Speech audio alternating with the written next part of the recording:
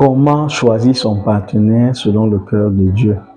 Je ne donnerai pas une formule magique en ce choix parce que dans le choix du partenaire, il y a aussi beaucoup de côtés qui ne dépendent pas forcément de vous. Hein, c'est-à-dire, et c'est pourquoi dans toutes ces choses, nous devons être accompagnés par des personnes qui nous aiment, qui sont adultes et qui ont une expérience, hein, c'est-à-dire nos parents, nos grands frères, nos grandes sœurs, nos grands-parents, toutes ces personnes, notre prêtre, notre pasteur, notre sœur religieuse, ce père spirituel, cette mère spirituelle que nous avons, qui peut vous accompagner dans ce choix. Voilà, donc, et mener également une vie de prière. Donc, il n'y a pas une formule magique qui dirait qu'en faisant ceci, vous aurez forcément un bon partenaire. Mais lorsque vous rencontrez quelqu'un dans votre vie affective, c'est toujours bien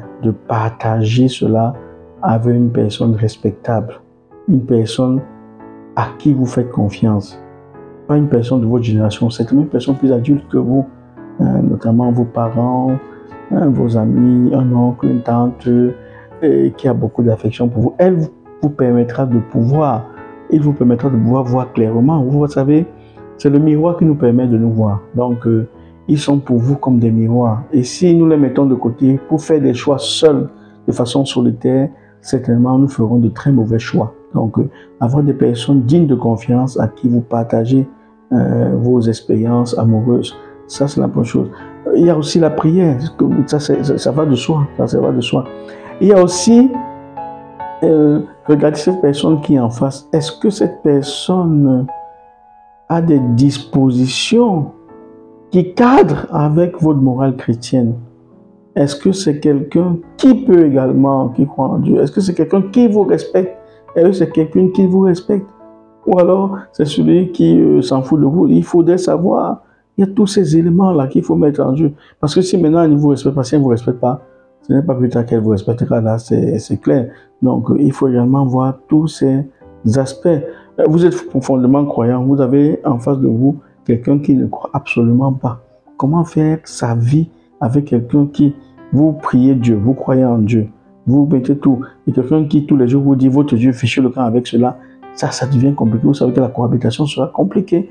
Donc, sans pour autant rejeter ces personnes, mais s'il faut chercher une compagne, un compagnon pour la vie, il faudrait quand même choisir quelqu'un qui a les mêmes visions et les mêmes visions de la vie que vous. Donc, et surtout se faire accompagner. L'accompagnement est nécessaire et indispensable. Il n'y a pas de formule magique. De garçons viennent vers vous avec des belles paroles. Il y en a qui savent utiliser des méthodes qui sont dans les réseaux sociaux. Nous avons toutes sortes de méthodes pour draguer les femmes et même pour attirer les garçons. Il y a la beauté physique et tout ça. Mais est-ce que c'est d'abord ça? Ça, c'est aussi important, mais à côté de ça, il y a le concret. Est-ce que cette personne est agréable? Est-ce que quand je suis près de cette personne, je me sens en sécurité? Est-ce que cette personne est bien vue de part auprès de mes parents, de ma famille, de mes frères et sœurs? Est-ce que cette personne me respecte? Voilà autant de questions où lorsque vous donnerez les réponses, vous pourrez, si vous faites une série de questionnements de 1 à 10, vous voyez la note que vous pouvez donner. Et vous, là, vous pouvez vous-même faire votre analyse et voir si vous pouvez soit évoluer avec cette personne, soit ne pas évoluer. De toute façon, que le Seigneur vous accompagne dans le choix de vos partenaires. Et si vous avez une déception, ce n'est pas la fin du monde. Ce n'est pas la fin du monde. Et voilà. Et si vous n'en trouvez pas, ce n'est pas également une fatalité.